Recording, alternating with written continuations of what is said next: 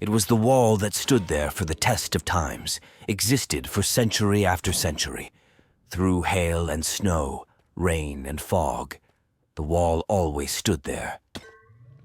But what was the wall's purpose? The wall was created centuries ago. It was to divide the lower class section of town with the upper class. This was a wall that towered over the town. Some say it was as large as an entire mountain.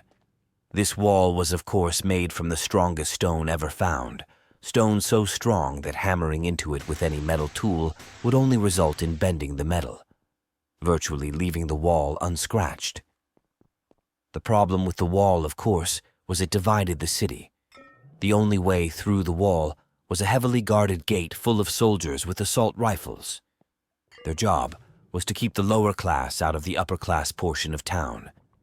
The upper class portion of town full of green, lush forests, large grass landscapes, and of course mansions on the hill.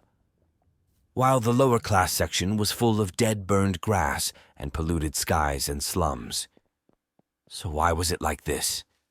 The factories that employed the lower class were located on the lower class portion of town, on a mountainside with steep, narrow passages to get up to there. It was a hellhole for the lower class, virtually no overtime, no workers' rights, and no paid time off. You get hurt on the job, you either continue working and deal with the pain, or be replaced. You were an asset to the factory, nothing more. Eventually, as time passed, the people became more divided, and eventually into the modern day was a revolution like no other, about to be created from a pot of the division. The true turning pot in which sparked this revolution was the corruption as a whole. You see, workers' rights were ignored because the factory would bribe the local government. The government would turn a blind eye to the corruption, neither caring whatsoever about the common worker. All it takes is one spark to light a fire of a revolution. This spark occurred when the factory was getting rid of holiday pay.